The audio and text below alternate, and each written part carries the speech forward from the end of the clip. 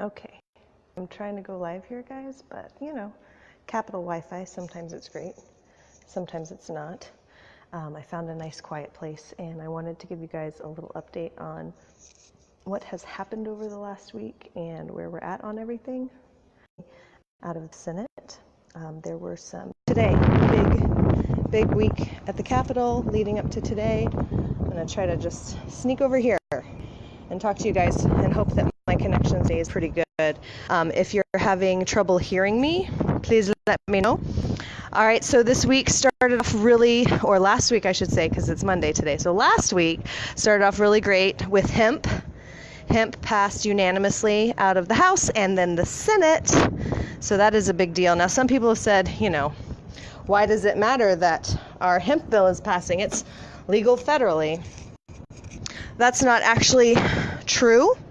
Federally, they have said the USDA will put together a program for states to opt into, but that will not be until next year. So if anyone or any state is wanting to have a state-sanctioned program, which is required in order to grow hemp, you do need to make one. Any state that does not make a program would then go through the federal regulations. So this is just Texas making sure that they have a hemp program in place as quickly as possible and that it's the type of program that they want to see. So that is why the hemp bill is so important. It also is going to talk about CBD consumables. There's been a lot of gray area of people getting arrested and there being a lot of problems around that. So we're really happy that there's going to be a little bit more clarification there. So hemp has been a really big deal and a lot of hard work, and we're happy that it's progressing. They will be taking it to a conference committee because the version of the bill that has passed out of the House, is a little bit different than the version of the bill that passed out of the Senate, and they have to rectify those two bills, and they do that in conference committee.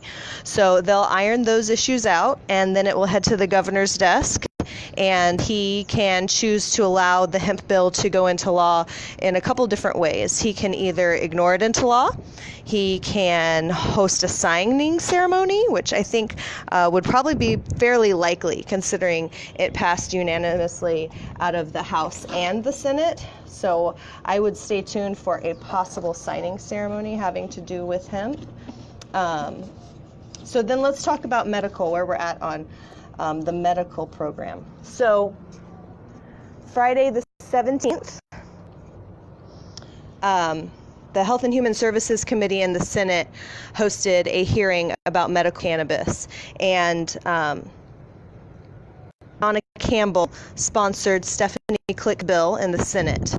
And Stephanie Click's bill allowed for 3 conditions, and Senator Donna Campbell decided to add some more conditions in her committee version so that it actually would cover 7 conditions as opposed to the current 1 via our statute.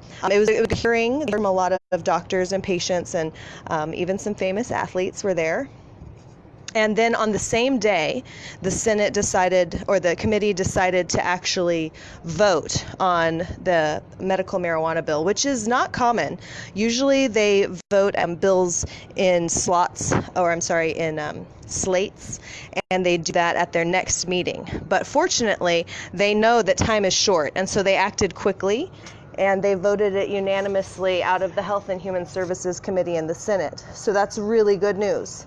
As of today, the bill was just now favorably referred to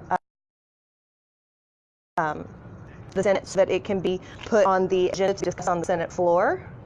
Now, it has to be on the intent agenda for 24 hours before they can bring it up, and then they can bring them up whenever they would like. So we won't know if it will be on for Tuesday or Wednesday until this evening. So we'll keep you updated. You'll see in the description of this live stream, there's 2 action alerts having to do with medical cannabis right now. So I mentioned that Senator Donna Campbell did add some additional conditions to the bill, but the bill still does include some pretty important conditions such as PTSD, ulcerative colitis, chronic pain. Many of those are service-related disabilities. So you'll see an action related to veterans. So if you're a veteran, please take part in that action. And then for all other patients that have conditions that may not be covered, you'll see another link that says patient action. Please participate in that one.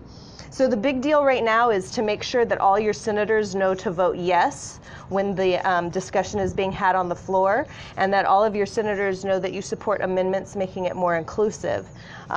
It's to be determined as to what amendments might be offered or accepted by the author, or how the bill will come out of the Senate, but no matter what, we definitely need them to vote yes for it. It may leave patients behind, but it does make it more inclusive. So we won't stand in the way of helping some patients, but we do need to have a real conversation about making sure that doctors are deciding medical reasons for patients to use cannabis. So stay tuned tonight. We'll have some more updates as to when the debate might be, and then once we know that we are on the intent calendar, I will make sure to post live stream links and updates so that you can stay in the loop and know what's going on with all of that. I just got back from some office visits. I dropped off information having to do with chronic pain and PTSD. And my colleague Heather Fazio with Texans for Responsible Marijuana Policy, she also dropped off some information having to do with medical freedom and how every state surrounding Texas actually has access to medical cannabis, but yet Texas patients are left behind. So for everyone out there who is enduring this, thank you very much for continuing to participate. I know it's a long marathon and it's very difficult, and I know it can be very frustrating, but we are getting some good things done. We just have to keep working really hard on these last few days. So the big deal is that medical cannabis has to be discussed on the Senate floor today or tomorrow in order for it to stay alive and make it out by the deadline out of the Senate. So it's going to be really important that you reach out to those senators, ask them to vote yes, ask them to support it being a more inclusive program. The way I look at it is in 2015, whenever we got the Texas Compassionate Use Program, the patients that they're trying to add during this session were worthy of having access then. They were worthy of having access in 2017 when the legislature did nothing. And they're worthy of having access today. And not just the patients that are enumerated in a qualified conditions list, but many other patients with severely debilitating conditions. And it's hard for these patients to oftentimes make it up to the Capitol to advocate for themselves. So it's really important that all of us are reaching out as much as we can, staying engaged, and however it ends up playing out this session, we will have more information on how these legislators stand as we go into the the election cycle in the interim. So I always like to say, you've got 140 days at the Capitol to get work done, but it's a 2-year cycle, and so you have to really be pushing at all of the different levels. So let's go ahead and finish strong on these last 6 days that we have. They joke and they call it Hell Week up here at the Capitol, and let me tell you what, it's pretty intense, and we'll all sleep in June. So thank you for tuning in. Participate in those action links or action alerts, and I will post more links and updates as we know what is going on with the medical cannabis bill progressing to the Senate floor. So on that note, I want to tell everyone thank you for tuning in, and have an awesome day.